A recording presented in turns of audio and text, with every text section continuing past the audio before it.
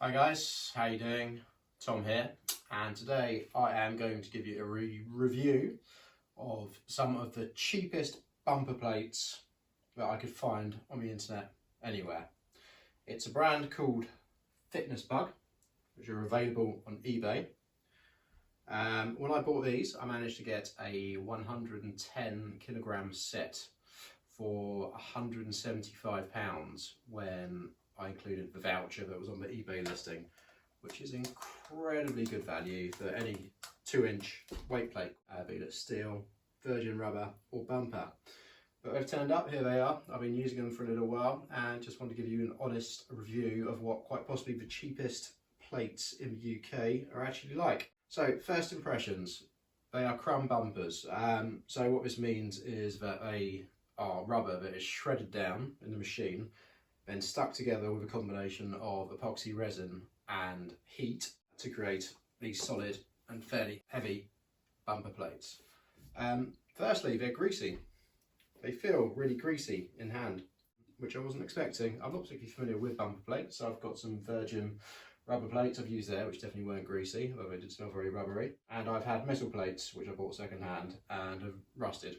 So I thought it'd be quite nice to get some bumper plates. They're greasy, and also the crumb on the bumper is much larger than I thought it would be. So what this means is that like bits are flaking off already. I literally just do bodybuilding style lifting, so I'm not throwing my weights down to the ground once I'm done. In fact, even on the deadlift, I don't like throwing it down with my barbell with my weight plates on it. And even so, I have noticed bits have started to flick off. And where these are very cheap as well, they're obviously put into a mould and compressed. And you find that in some places there's little chunks missing where the chunks of rubber didn't fill the mould completely.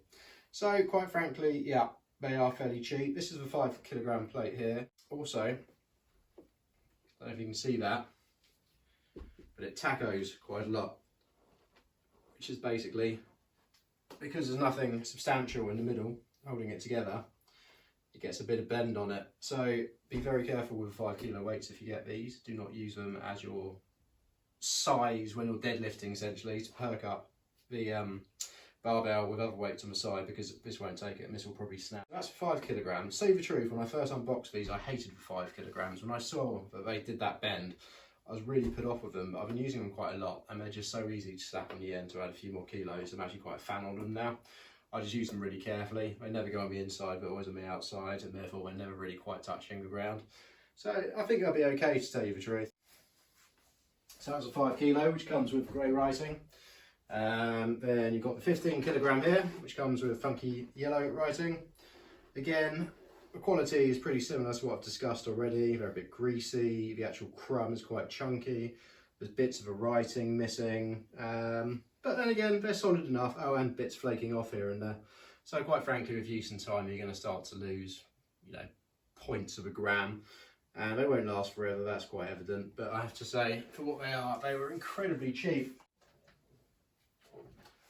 We've got the 25 kilograms here. As you can see, they're really quite wide. They've got a hell of a heft on them. These ones feel absolutely rock solid, I have to say. I think the weight must have actually helped with the epoxy and the compression and the heat. But these feel absolutely rock solid. I've got no concerns about these. And I suspect if I was to bounce them, I'd have a hell of a lot of bounce on them. But like I say, it's not something I intend to do, so I won't start doing. But the 25s are actually pretty bloody good, I have to say. I'm happy with the 25s.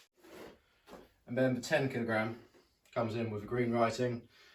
And the 10 doesn't tacker actually, and it's actually more solid than I remember it being. So yeah, the 10's pretty decent as well. Apparently the danger of bumpers to watch out for as well, this metal ring on the inside, if you are dropping them a lot, can fall out and bend out eventually. But again, if you take care of your equipment, I think they should actually last fairly well. So that's my quick run through of quite possibly the cheapest 2-inch weight plates in the UK market. Would I recommend them? Yeah, for my purposes, where I'm literally just using them in my home gym, which is in my living room. I'm not throwing weight to the floor. I don't want to damage a foundation. I don't want to smash cabinets or anything. Yeah, they're absolutely fine, and they'll probably last for years and years, if not forever. But I think if you're leaving them outside, or if you're into a more CrossFit-y style of training, where you're odding up your bar and throwing it down to the ground or dropping the deadlift, you are going to find bits flaking off. But what do you expect at the end of the day? They're cheap, they're budget, and they're very good. for what they are. So if you don't expect too much, you might be pleasantly surprised. Like I said, found them on eBay, might be worth grabbing a set for yourselves. For 175 quid for 110 kilograms, you really can't beat it. Thanks for watching, see you next time.